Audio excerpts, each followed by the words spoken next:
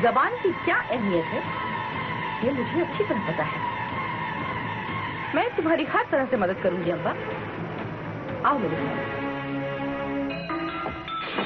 आओ अम्बा, जल्दी करो अम्बा, मैं सब इंतजाम करके आई हूँ। वक्त ज़ाया नहीं करना, वक्त बहुत कीमती है। वक्त की अहमियत को मद्देनजर रखते हुए मैं यहाँ से जल्द निकल जाना चाहती हूँ। ये दरवाजा बंद कर दो।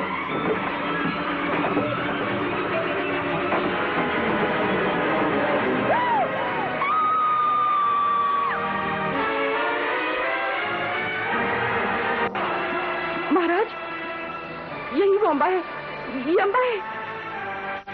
तारा ने महारानी कलावती के खून से अपने हाथ रंगने वाली जहरीली नगिन।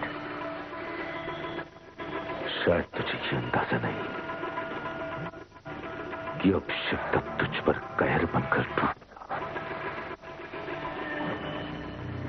बच सकती है तो बच।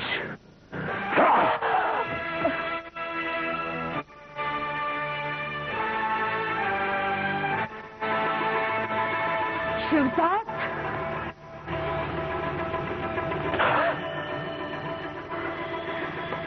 जहरीली औरत, अब तो शिद्दत के कहर के तपिश में चलकर राख हो जाएगी।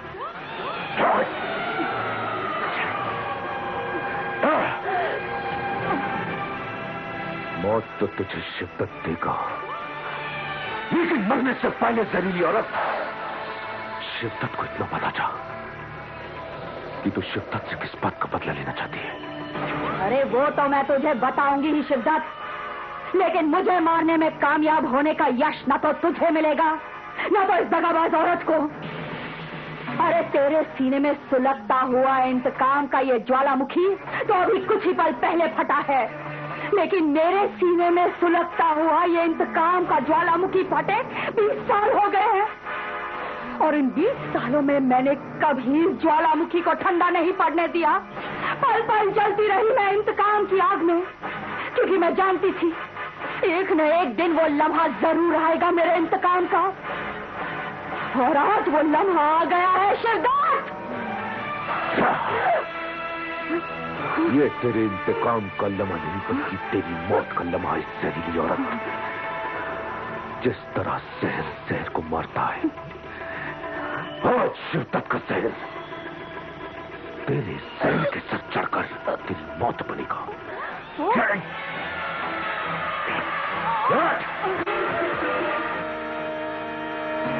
मर तो मैं उसी पल गई थी शिवदत्त जिस पल तुमने मेरा बचपन मुझसे छीन लिया था। मर तो मैं उसी पल गई थी जिस पल तुमने मेरी माँ की हत्या कर दी थी। जिस घर में इस अनाथ को पनाह दी, उस घर को भी तबाह कर दिया तुमने। मेरी बहन को मारकर फिर एक बार मार दिया तुमने मुझे, लेकिन मैंने दोबारा जन्म लिया। हाँ, दोबारा जन्म लिया मैंने। एक विषकन्या के रूप में तब्दील कर दिया मैंने अपने आप को, और एक ही मकसद से अपनी जिंदगी की राह पर चलती रही, और वो मकसद है तुम्हारी मौत।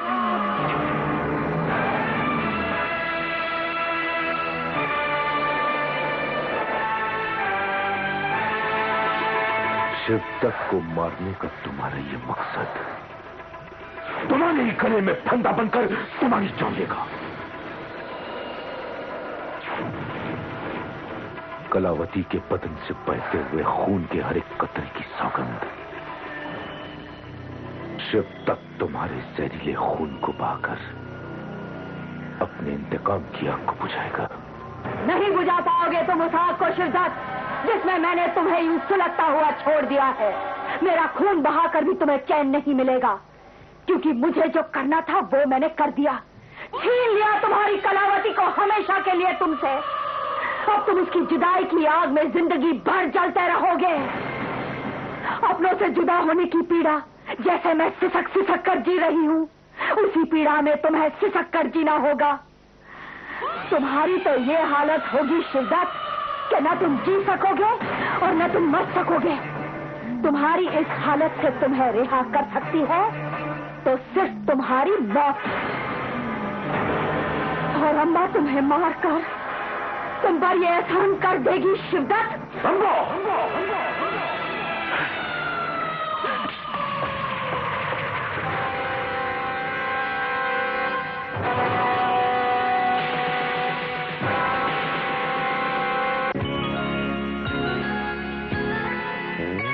चंद्रकांता की कहानी ये माना है पुरानी।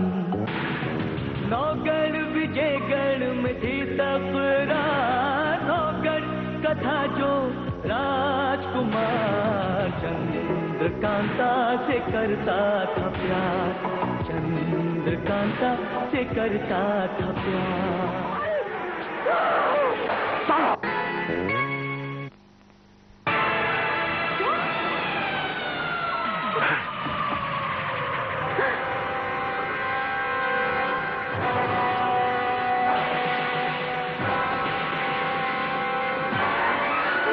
तेरा हर वार खाली जाएगा जहरीली औरत।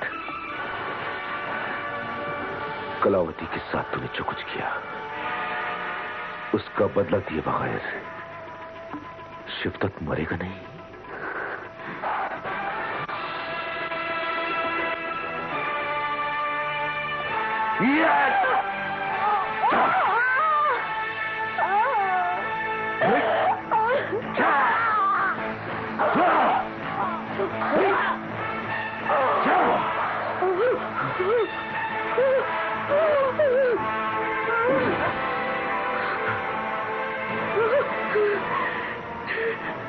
शिवदत्त कलावती की हत्या करने की साजिश में अकेली नहीं थी। उस साजिश में मेरा साथ दिया था।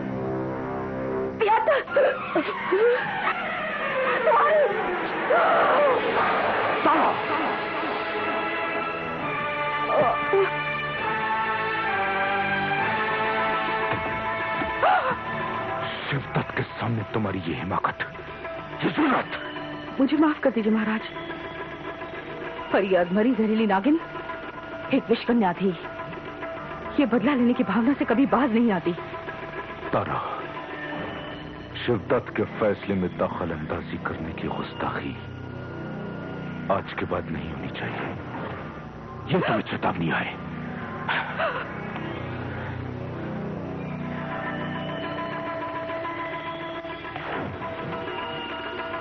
कलावती, आज एक जहरीली नागिन को शिवदत्त ने हमेशा हमेशा के लिए खत्म कर दिया है।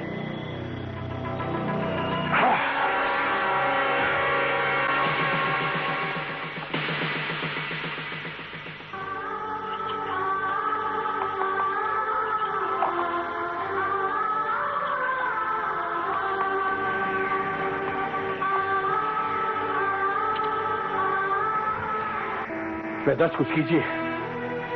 हकीम जी, कुछ कीजिए, कुछ कीजिए। महारानी को बचा लीजिए वरना नष्ट हो जाएगा। आप बिल्कुल बेफिक्र रहिए पंडित जी, मैं अपनी पूरी कोशिश करता हूँ।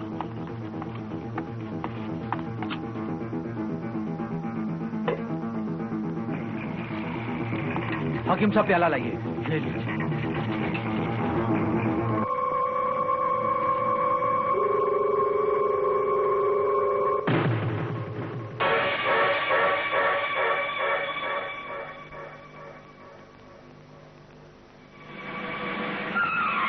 महारानी के खून से इतना जहर निकल चुका है, पता नहीं उनके जिस्म में और कितना जहर बाकी है।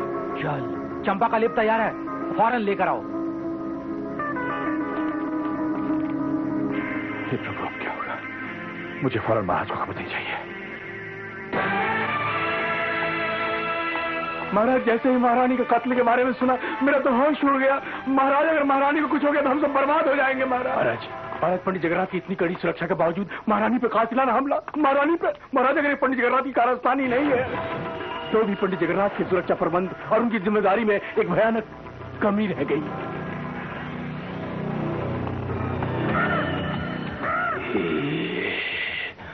अब तो ये बात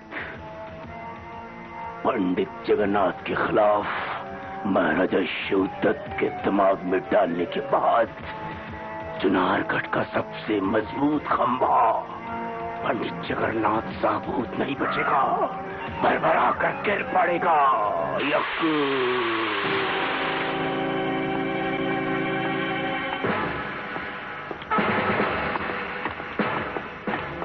महाराज, लगता है कि नष्ट होने वाला है। कैसी है महारानी? महाराज, उनके हाथ बहुत नाजुक है।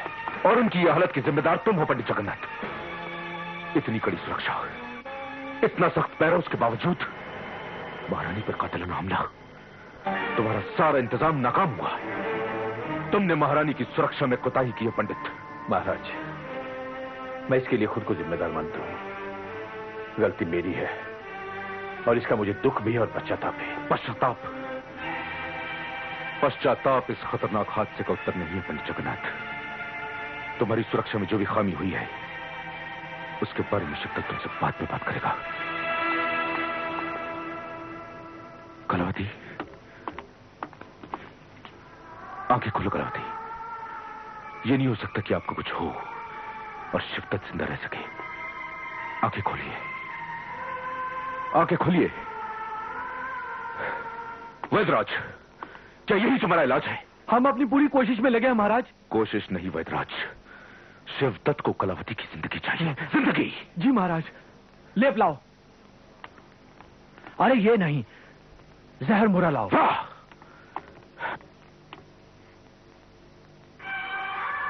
कलावती, आपके जिस्म में बहते हुए लहू की तपिश आपका ये शिवदत्त महसूस कर रहा है।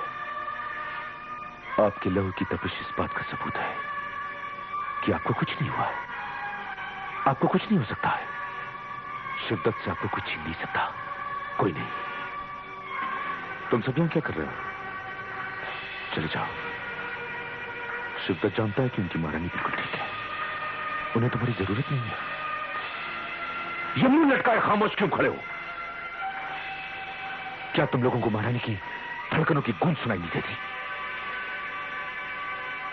इनके नफ्स की रफ्तार क्या तुम लोग पहचान नहीं सकते? क्या इनकी सांसों की गर्मी तुम लोग महसूस नहीं कर सकते? महारानी की सांसें चल रही महाराज, मगर हर लम्हा नब्ज उनकी हल्की होती जा रही है। महारानी के खून से हमने पूरा जहर निकालने की कोशिश की, लेकिन एक बार जब जहर खून में मिल जाए तो कुछ भी हो सकता है। और फिर महारानी का क्या? वैद्यराज, क्या तुम ये कहना चाहते हो कि महारानी का जिंदा रहना मुश्किल है? क्या इलाज करोगे महारानी का तुम लोग? जाओ, जाकर अपना इलाज कराओ, अपने दिमाग का इलाज कराओ और छोड़ दो शिवदत्त को अपनी महारानी के साथ अकेला। चले जाओ।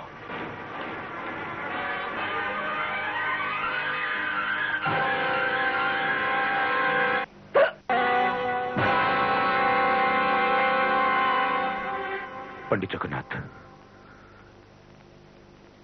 कलावती को शिवदत्त से कोई नहीं छीन सकता, कोई नहीं। कलावती, देखा पंडित, देखा, कलावती जीवित है। इनकी सांसें, इनकी धड़कनों ने अभी अभी जो दस्तक दिया है वो क्या सुना तुमने? हाँ महाराज, ये दैवी चमत्कार है महाराज। ये क्या? आंखें खोलो पंडित जगन्नाथ, ये खामोश क्यों हो गई? महाराज, जब आदमी के अख्तियार से सारे इल्म और इलाज खत्म हो जाते हैं तो केवल इबादत और प्रार्थना ही। प्रार्थना? हाँ महाराज, अब आपको भी वही करना होगा, प्रार्थना। क्या तुम होश में नहीं हो? मैं होश में हूं महाराज, और इसीलिए प्रार्थना के जरिए आपसे दैवी शक्ति को जागृत करवाने का आग्रह कर रहा हूं। महारानी कलावती को इस समय इलाज नहीं, केवल दैवी शक्ति बचा सकती है। शिवदत्त ने आज तक किसी भी मंदिर के दहलीज पर कदम नहीं रखा है और शिवदत्त का ये सर किसी भी देवी या देवता के सामने आज तक नहीं झुका। लेकिन महारानी कलावती के जीवन की खातिर आपको वही करना होगा जो आपने आज तक नहीं किया महाराज। आपको देवी मां के सामने तहे दिल से गुजारिश करनी होगी। महाराज, दैवी शक्ति से सब कुछ संभव है। आपको महारानी के जीवन की खातिर वही करना होगा जो महारानी ने आपके जीवन की खातिर किया था। याद कीजिए महाराज, महारानी ने आपके जीवन के लिए प्रार्थना की थी। उन्होंने उस कठिन यात्रा में कितनी मुश्किलों का सामना किया था आपके जीवन के लिए।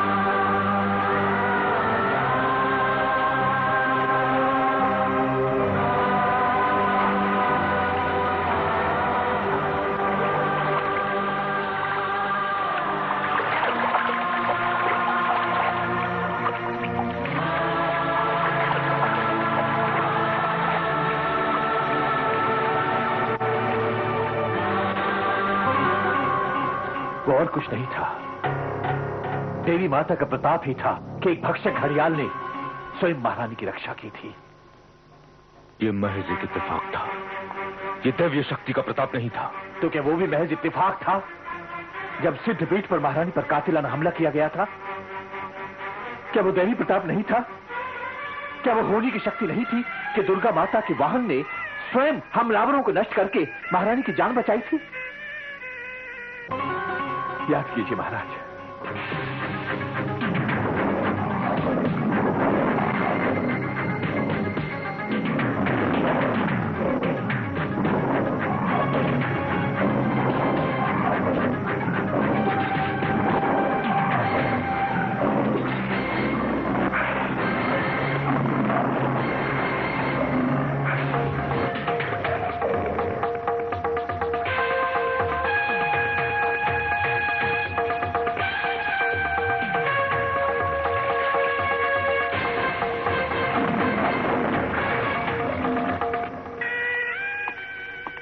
महारानी ने क्या कुछ नहीं किया आपके लिए।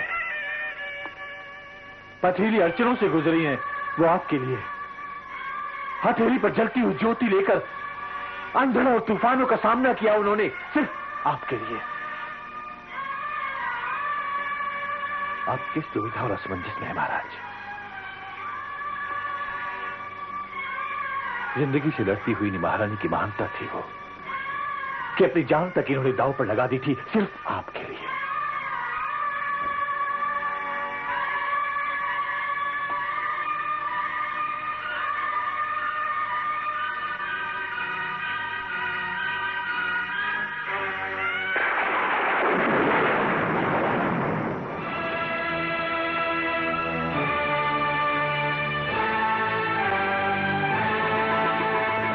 महाराज और मंदिर में ताज्जुब की बात है। वही तो, महाराज और मंदिर, ये तो कभी देखा नहीं। मेरी इतनी उम्र हो गई, मैंने आज तक महाराज को मंदिर के अहाते में आते कभी नहीं देखा। क्या बात है, आज महाराज के साथ ना अय्यार, ना अहमदार, ना कोई सिपाही। चलो चलो चलो।